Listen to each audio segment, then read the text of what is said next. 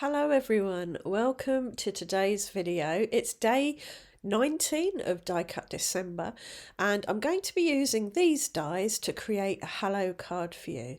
I've got a sentiment strip cover plate type die, a branch die and a hello die. To start with, I'm going to blend some green distress oxides onto a panel of white cardstock. This is smooth white cardstock because I wanted a smooth blend.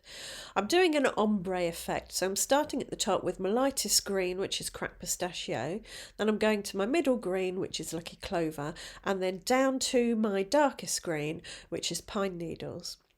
Every time I go back and pick up a lighter green, I wipe my blending brush on a microfiber cloth just to clean off the darker colour so that I don't contaminate my lighter ink pads with the dark colour. So all I'm doing is going over and over and over until I get a nice smooth blend.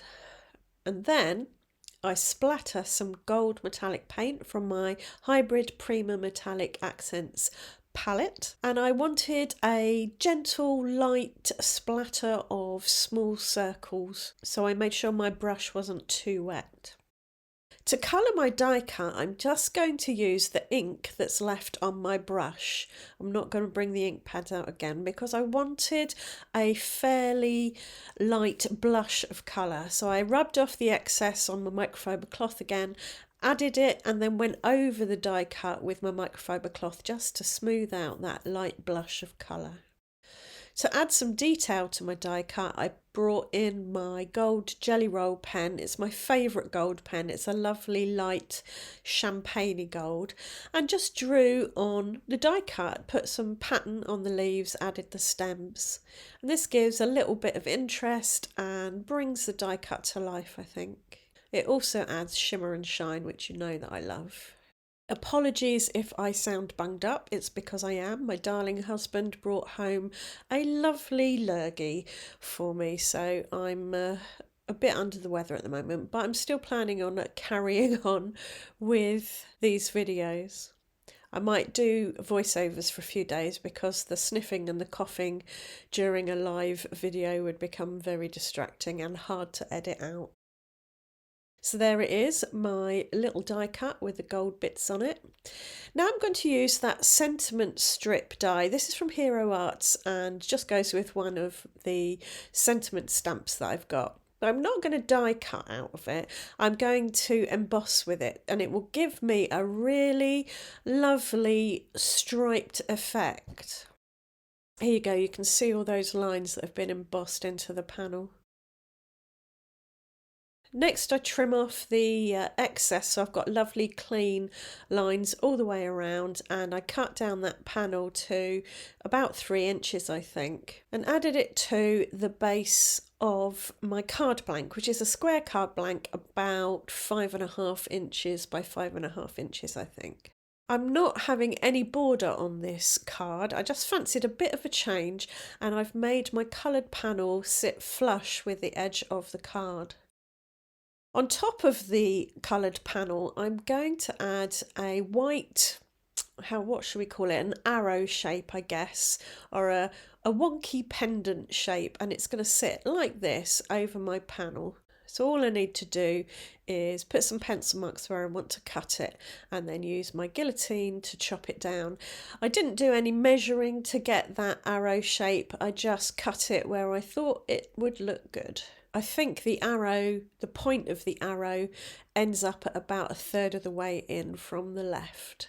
I wanted to add a bit of dimension to the card, so I decided to pop it up on some cardstock. I'm going to do 2 layers of cardstock, so I taped 2 bits of cardstock together and then cut it down to fit just on the inside of the underneath of my arrow portion of the front.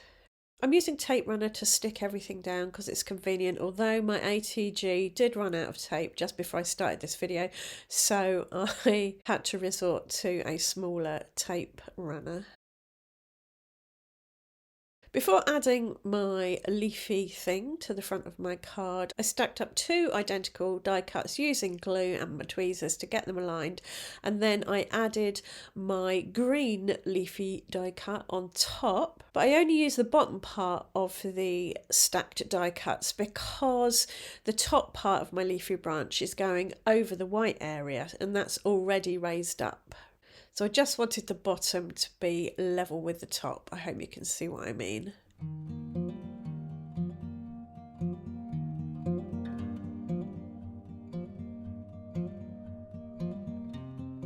After I added tacky glue to the back of my die cut, I pressed a bit of deli paper on top of it just to lift up any excess glue so that it didn't blob out of the sides when I pressed it down onto my card.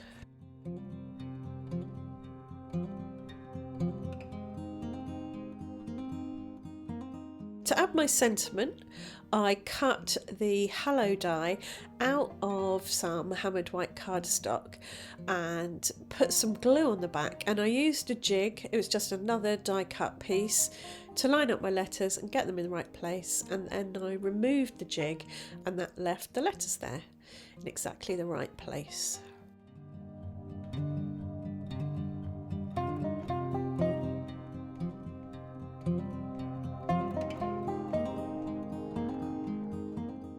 Off camera, I added some white Nouveau drops. I just felt there needed to be a little extra something around the die cut. I would have used white enamel dots because the Nouveau drops do have a tendency to suck the colour out of whatever water reactive dye or media they're on. But I didn't have any white enamel dots, so Nouveau drops had to do, and they look fine. So that's it. That's day 19 of Die Cut December. I hope my nasal voice hasn't been too annoying. Thanks for watching, and I hope to see you back here tomorrow for day 20 of Die Cut December. Bye for now.